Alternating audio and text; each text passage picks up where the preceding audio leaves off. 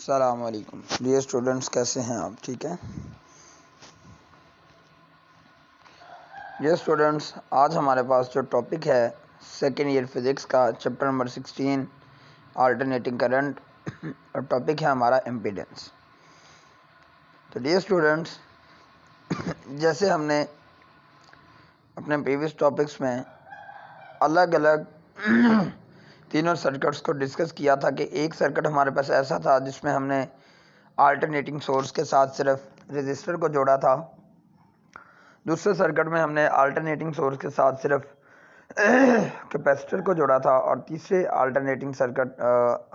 Circuit में हमने alternating source के साथ सिर्फ इंडक्टर को जोड़ा था। ठीक है, तो अब हमने यहाँ पर देखा था कि हर एक सर्किट में हमारे पास एक रेजिस्टेंस मौजूद थी।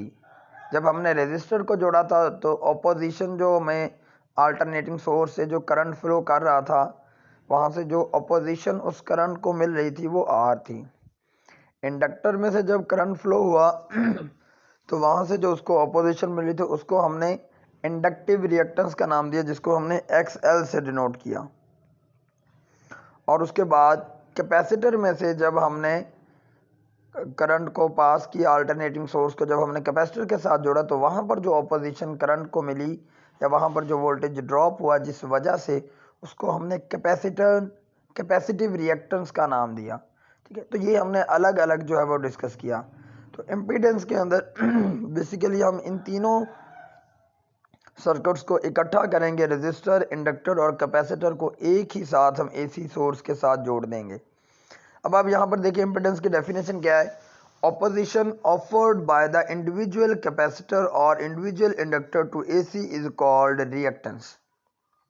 इसका मतलब ये हुआ कि ऑपोजिशन जो इंडिविजुअल कैपेसिटर यानी कि कैपेसिटर की वजह से या फिर आपके इंडक्टर की वजह से चार्ज को या करंट को जो गुजरते हुए अल्टरनेटिंग सोर्स में से करंट या चार्ज वगैरह को गुजरते हुए जो ऑपोजिशन ऑफर होती है, जो ऑपोजिशन मिलती है, उसको हम क्या कहते हैं? इम्पीडेंस कहते हैं।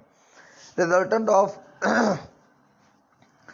XC, XL and R is called impedance. यानी कि सिंपल वर्ड्स में अगर हम ये कहें कि कैपेसिटिव रिएक्टेंस, इंडक्टिव रिएक्टेंस और रेजिस्टेंस का जो कम्बिनेशन है उसको हम कहते हैं इम्पीडेंस।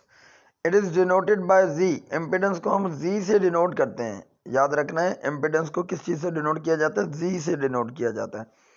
अब अगर मैथमेटिकली हम इसका रिलेशन फाइंड आउट करना चाहें तो देखिए, बाय ओम लॉ अगर हम इस चीज़ को देखें तो V is equal to IR यानी कि ये ओम लॉ हमें बताता था कि अगर किसी सर्किट में को हमने अगर किसी यानी कि सर्किट के अंदर हमने कोई रेजिस्टर लगाया है और उसको V वोल्टेज हम प्रोवाइड करें तो उसमें से I करंट फ्लो करेगा और उस करंट को जो रेजिस्टेंस मिलेगी वो R होगी। तो V is equal to IR का मतलब ये है कि जो टोटल वोल्टेज हम बैटरी का सप्लाई कर रहे हैं उस रेजिस्टर को, उसमें से I करंट तो जो फ्लो हो रहा है वो हमें मिल रहा है, बट ये R क्या है? ये R वो करंट है जो उस रेजिस्टर के अंदर जो यूटिलाइज हो रहा है, यानी कि वो जो रेजिस्टेंस उसे ऑफर हो रही है, उस रेजिस्टेंस को ख़त्म करने के लिए कुछ करंट हमारा वहाँ पर यूटिलाइज होता है। तो ये R वो कांस्टेंट है। तो V is equal to IR। तो ये रेजिस्टेंस ही हमारे कुछ करंट को जो है वो वहाँ पर उसको यानी कि यूटिलाइज करती है। तो वोल्टेज जो है हमारे पास यहाँ पर V वो I और R के इक्वल होगा, यानी I और R का प्रोडक्ट जो है वो वोल्टेज होगा। तो यहाँ से अगर हम R की वैल्यू निकालें तो वो बनेगा V ओवर I। वहाँ पर हमारे पास डायरेक्ट करंट था, इसलिए हमारे पास वोल्टेज V और I करंट था। अब यहाँ पर इम्पीडेंस का भी वही इफेक्ट है। बेसिकली इम्पीडेंस ऑपोजिशन है ना, जो हमारे पास इस पूरे सर्किट में इन तीनों रेजिस्टर, इंडक्टर और कैपेसिटर की वजह से इस AC सोर्स को मिल रही है, तो उसको हमने इम्पीडेंस कहा है। तो अब यहाँ पर AC सोर्स हमने यूज़ किया, तो इसीलिए हम इसकी VRMS यानी कि रूट मीन स्क्वायर वैल्यू जो है वो लेंगे, वोल्टेज की भी और करंट की भी। तो इसका मैथमेटिकल रिलेशन जो बनेगा वो बनेगा Z is equal to VRMS over IRMS। तो अगर हम इसके यूनिट की बात करें तो इसका यूनिट भी ओम है, क्योंकि ये वोल्टेज और करंट की ही रेशो है, तो इसका यूनिट भी ओम है। इम्पीडेंस भी रेजिस्टेंस है, लेकिन कंबाइंड रेजिस्टेंस है हमारे पास। ठीक है, एक और यहाँ पर इंपॉर्टेंट डेफिनेशन है reciprocal of impedance is called admittance. ठीक है, ये याद रखनी है। जो इम्पीडेंस की का रेसिप्रोकल है उसको हम एडमिटेंस कहते हैं।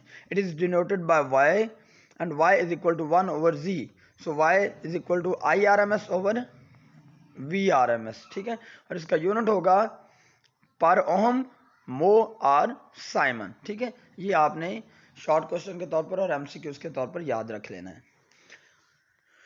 ठीक है, ये वही हमारे पास बेसिक कॉन्सेप्ट्स हैं कि हमने जब बेसिक सर्किट जो डिस्कस किए थे कि रेजिस्टर के अंदर हमारे पास ऑपोजिशन है और फिर रेजिस्टेंस और उसका यूनिट भी ओहम था। और इसी तरह बेसिक सर्किट्स जो हमने पहले तीनों पढ़े, जिसकी हमने स्टार्ट में बात की, कैपेसिटर है उसके अंदर ऑपोजिशन थी कैपेसिटर में, उसको हमने कैपेसिटिव रिएक्टेंस का नाम दिया। और इंडक्टर में हमारे पास जो ऑपोजिशन थी वो इंडक्टिव रिएक्टेंस थी और उसको हमने XL का नाम दिया, और तीनों का यूनिट ही ओहम है। और यहाँ पर भी देखिए आप, जो हमारे पास इम्पीडेंस है उसका यूनिट भी हमारे पास ओहम है। ठीक है, तो ये हमारा आज का छोटा सा टॉपिक था, शॉर्ट क्वेश्चन था, बहुत इंपॉर्टेंट शॉर्ट क्वेश्चन है।